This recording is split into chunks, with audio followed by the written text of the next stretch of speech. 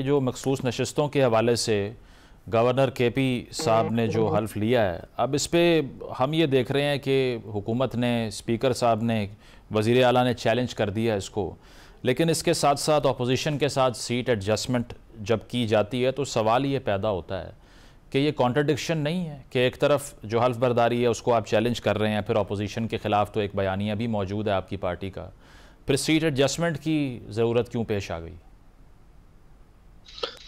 बिस्मिल्लाहिर्रहमानिर्रहीम, बहुत शुक्रिया। देखिए, मेरे ख्याल से जो उन्होंने डिसीजन लिया है ना, वो तो जो आइन कानून है उसकी जो जिस तरीके से इंटरप्रिटेशन की जा रही है उसके खिलाफ हो गए हैं और सीट एडजस्टमेंट वो पहले ही कर चुके थे। दूसरी बात यह कि जो कुछ अदालत ने किया या इलेक्शन कमीशन ने किया तो वो भी कोई आइन कानून को फॉलो नहीं किया गया, बल्कि चढ़ाई की गई एक किस्म की। तो वो उस फैसले को उस कालादम करार देने के लिए या जो भी है उसके लिए गए हैं कि ताकि कम से कम ये जो फ्यूचर के लिए इस चीजों पे ऐसा ना हो। देखिए, अदलिया, मुकन्ना, इंतजामिया, इनका हर एक अपना अपना एक दायराकार है। इस केस में अगर आप देखें तो जो हवाले देते हैं ये वो 65 का, 255 का, ये अगर पढ़े ना तो इसकी जो इंटरप्रिटेशन हर बंदा अपने उससे कर रहा है। हालांकि बदकिस्मती है कि हमारे आइन भी इतना क्लियर नहीं है बहुत सारी चीजों के ऊपर, जिसकी वजह से हमें मुश्किलात का सामना रहता है।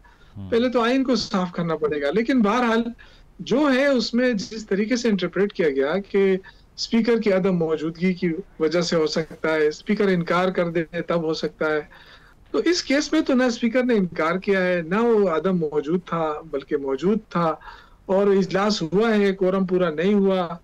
और जो सहाफी थे वो ये कह रहे हैं कि स्पीकर ने अपोजिशन लीडर से पूछा, डॉक्टर इबाद साहब से, कि क्या करें, इजलास मुलतवी करें या वेट करें। तो उन्होंने कहा जी अरकान कम है, मुलतवी कर दें। तो उन्होंने 2 दिन के लिए मुलतवी कर दिया। तो ये तो स्पीकर का इख्तियार होता है कि वो 2 दिन के लिए मुलतवी कर सकता है इजलास। ये नहीं कि उन्होंने इनकार कर दिया था हलफ लेने से या वो मौजूद नहीं था। तो ये जो कानूनी सुकम है इसको दूर करना जरूरी होता है। बाकी जो प्रोसेस हो गया है, जाहिर है ये तो नल एंड वाइड नहीं हो सकता। नहीं शौकत साहब, ये कोरम पूरा ना होने को भी आपके जो मुखालिफिन है वो मेलाफाइड इंटेंशन कह रहे हैं ना, कि एक मेजॉरिटी पार्टी होने के बावजूद अगर ऐसा नहीं हुआ तो शायद डिलेइंग टैक्टिक्स थे ये। तो इस पर क्या रिस्पॉन्स है आपका? देखिए, ये तो कई दफा हुआ है। हमारे बड़े इंपॉर्टेंट बिल होते थे, मैं भी 9 साल रहा हूँ उसके अंदर पार्लियामेंट में, बड़े इंपॉर्टेंट बिल होते थे, कोरम पूरा नहीं होता था, वो रह जाते थे। ये इस तरह नहीं होता है हर मेंबर का। आप पता है कि कोई सारे पेशावर में तो नहीं रहते हैं ना, कोई डी खान से आता है, कोई शांगला से आता है, कोई बटग्राम से आता है, कोई स्थान से आते हैं, दीर से आते हैं, चतराल से। मतलब ये कोई वो नहीं है, ये होता है, ये कोई यानी कोई कानूनी तरीका है। सारे अपोजिशन के लोग भी तो पूरे नहीं थे ना। सही। तो ये एक रिस्पॉन्सिबिलिटी सिर्फ गवर्नमेंट पे नहीं डाली जा सकती है। हाँ, कोरम पूरा करना गवर्नमेंट और अपोजिशन दोनों की ही रिस्पॉन्सिबिलिटी होती है, जो आई थिंक दोनों ने नहीं पूरा किया। ठीक है। इख्तियार साहब, जो रूलिंग पार्टी है मुस्लिम लीग नवाज़, उसका एक तो इंटरेस्ट बहुत ज़्यादा है पख्तूनख्वा की लोकल पॉलिटिक्स में। इस पर भी एतराज़ किया जाता है कि ख्वाजा आसिफ साहब पहले ही कह देते हैं कि ना उस चेंज आ जाएगा वहाँ पे। तलाल चौधरी साहब अब ये कहते हैं कि अरबपति लोगों को क्यों तहरीक इंसाफ ने टिकट दिए सेनेट के, बोलियाँ क्यों लगवाईं, सीटें क्यों बेचीं। ये इन्फॉर्मेशन की बुनियाद पे बात हो रही है, किसने सीट बेची, कितने पैसों में बेची, कहाँ हुआ ये सब कुछ?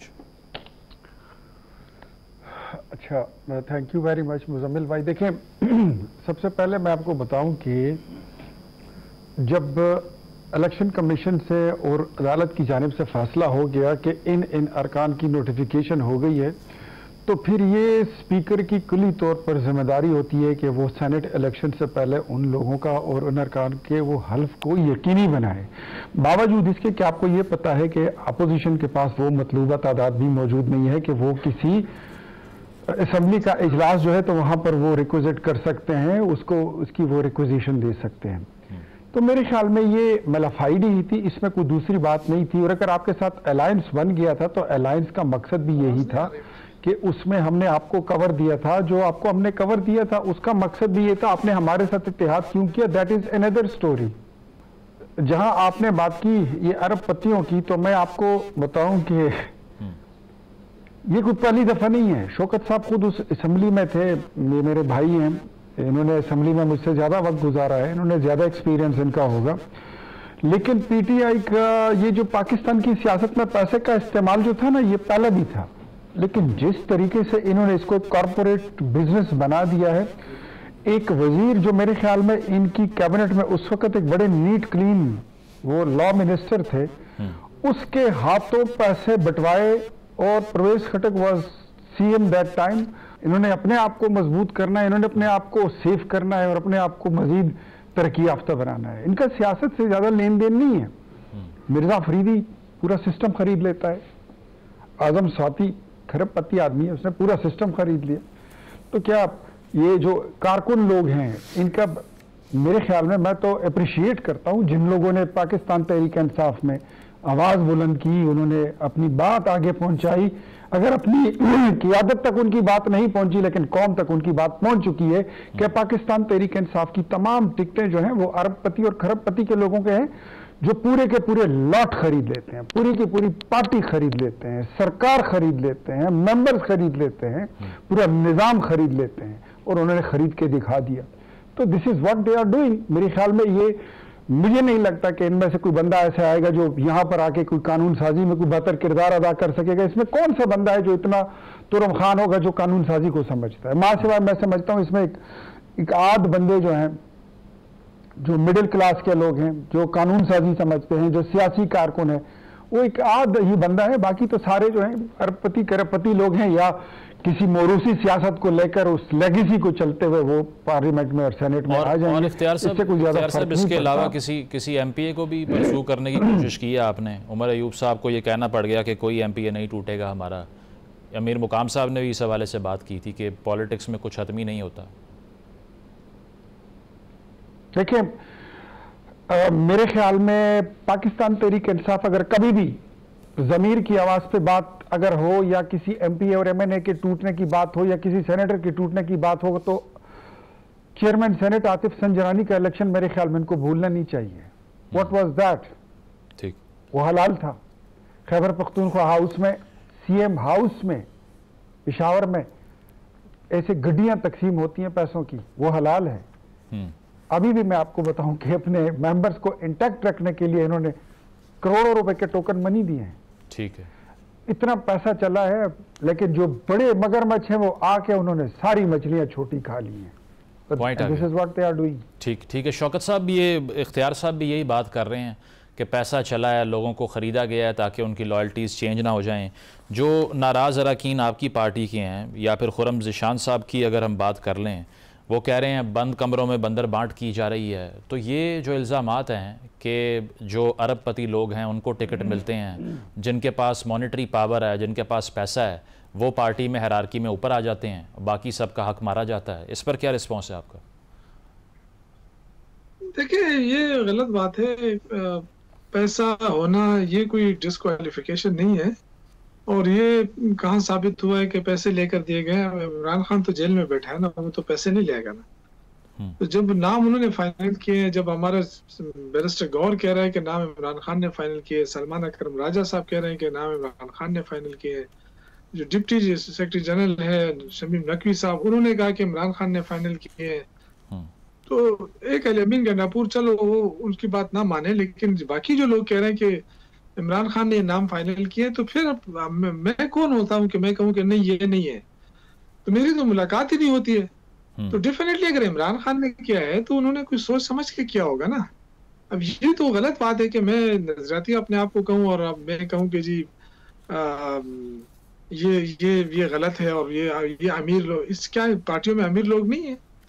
अमीर लोग होना कोई जुर्म नहीं है, लेकिन ये इल्जाम लगाना कि जी बंद कमरों में बैठ के ये बेचे गए हैं, तो ये गलत है। ये इल्जाम बिल्कुल गलत है। लेकिन खुर्रम ज़िशान साहब कह रहे हैं, मुझे कहा गया था कि आप दस्तबरदार हो जाएं, आपको वजारत मिल जाएगी, मैंने उसको भी ठुकरा दिया, और 5 जनरल नशिस्तें जो हैं वो पार्टी जीत सकती थी, लेकिन 5वां उम्मीदवार आपने खड़ा ही नहीं किया।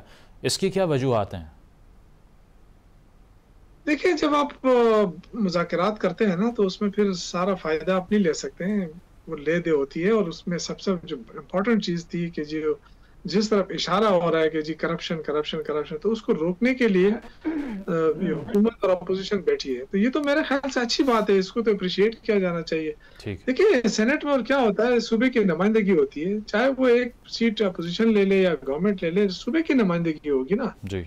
लेकिन अब ये जो है ना, ये जो पैसों की रेल बेल ब्रीफ कैसे फिराना, ये रातों को जाना, और जिससे सूबे की बदनामी भी होती है, उस बदनामी से बचा गया है। अच्छा, तो मैं तो समझता हूँ कि अच्छा है। बाकी देखें ये जो पुरम ज़ीशान साहब हैं, ये जो डटे हुए हैं कि जी मैं डट गया हूँ, मैं नजरियाती हूँ, तो देखिए हम सारे नजरियाती हैं, सबके अपनी अपनी जगह कुर्बानी होती है। और मुझे तो ज़ीशान साहब तो बड़े खुशकिस्मत है कि नॉमिनेट तो हुए थे ना जी जी, मुझे तो नॉमिनेट भी नहीं किया गया था। अच्छा, मैंने भी ख्वाहिश जाहिर की थी, लेकिन पार्टी ने कहा कि नहीं। लेकिन आप खान साहब की बात कर रहे हैं, उन्होंने कहा मुझे खान साहब ने ही नामजद किया था, पार्टी ने डिसओबे किया है एक्स चेयरमैन को। देखें पार्टी क्या होती है, अब 10 बंदों को नॉमिनेट किया तो सीटें 5 है, तो 10 के 10 कहाँ से लाएंगे? पार्टी डिसीजन करती है ना भाई साहब, ये तो देखे ना पार्टी डिसिप्लिन। ये मैं मानता हूँ कि हमारी पार्टी में डिसिप्लिन का फुकदान है, बहुत बड़ा फुकदान है। मैंने कल ट्वीट भी किया है कि खुदा के लिए पार्टी में डिसिप्लिन ले आए। ठीक, तो ये डिसिप्लिन होता तो आज इस तरह की बातें ना होती, अभी तक इनके खिलाफ कार्रवाई भी हो जाती। ठीक, देखिए ये